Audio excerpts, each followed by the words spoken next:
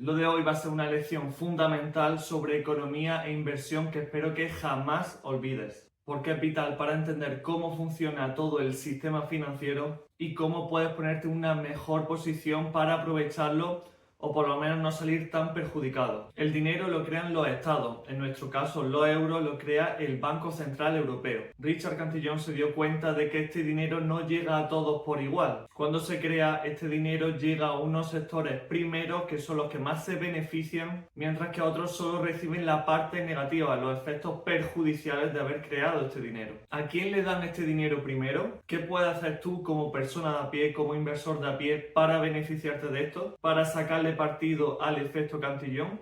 Vamos a verlo. Empezamos con la capa 1. Todo empieza en los bancos centrales que deciden darle un supuesto empujón a la economía. Se crea el dinero de diferentes maneras, bajando tipos, comprando nueva deuda que emiten los estados o directamente inyectando liquidez al sistema. Aquí todavía no hay inflación en la calle. Todavía. Bajamos a la capa 2, a los grandes beneficiados. A los primeros que les llega el dinero son a los gobiernos, a los grandes bancos y a las instituciones financieras mediante varias vías. Los grandes bancos comerciales pueden pedir préstamos al Banco Central Europeo con tipos de interés muchísimo más bajos de los que tú y yo podemos conseguir. Esto supone una ventaja enorme, se financia muy barato. Además de esto, el Banco Central compra nueva deuda emitida por los estados, por los gobiernos. Esto es como si a una persona muy derrochadora le siguiesen dando créditos rápidos a un tipo de interés muy bajo, a pesar de su mal manejo del dinero. Pues bien, toda esta financiación tan barata supone una ventaja enorme y prioriza a las grandes instituciones bancarias y a los gobiernos frente a las familias y a las empresas, porque quien recibe el dinero antes puede utilizarlo antes de que suban los precios. Bajamos a la tercera capa, los mercados financieros. Estos grandes bancos están con el dinero fresco que han recibido a una financiación muy barata,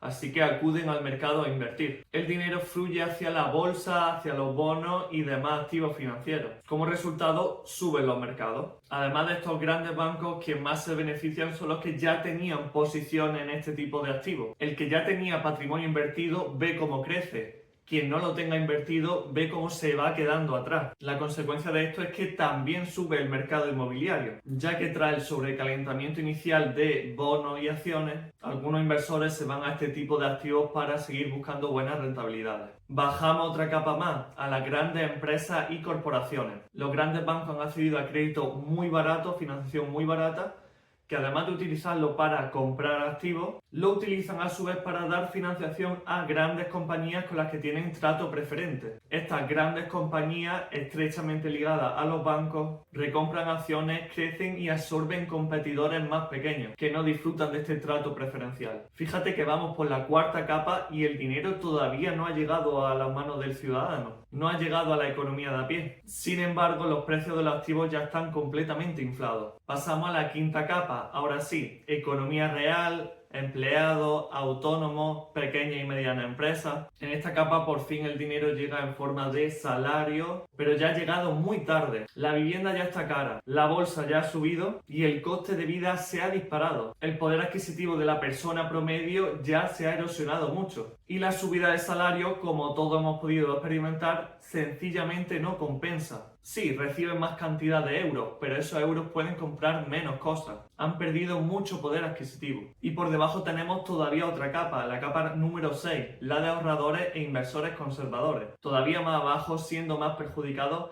están las personas con el dinero parado en el banco, en depósitos o en fondos tradicionales de los bancos, que no notan esa subida de la bolsa, pero sí sufren la subida de los precios. Los de la capa 5 y capa 6 son los grandes perdedores del efecto Cantillon. Como pasa siempre, las capas bajas acaban pagándole la fiesta a las capas altas. Y quiero ponerte un ejemplo donde todo esto, que quizás parece un poco teórico, lo va a ver de manera muy clara, que es lo que pasó en 2020. Ahora creo que te ha quedado muy claro lo que hemos visto, que tras la ruptura del patrón oro, los estados pueden crear moneda, pueden hacer esa impresión monetaria que genera este efecto Cantillon, las 6 capas que hemos visto. La consecuencia de esto ha sido terrible y la vivimos todos en nuestras carnes. Por primera vez tenemos una generación que tiene menor poder adquisitivo que la generación anterior, a pesar de la tremenda explosión de riqueza que ha creado el mercado privado, desde los ordenadores hasta la inteligencia artificial, pasando por los smartphones, por el video streaming, por la biotecnología, etc. Pues bien, a pesar de toda esa generación increíble de riqueza histórica,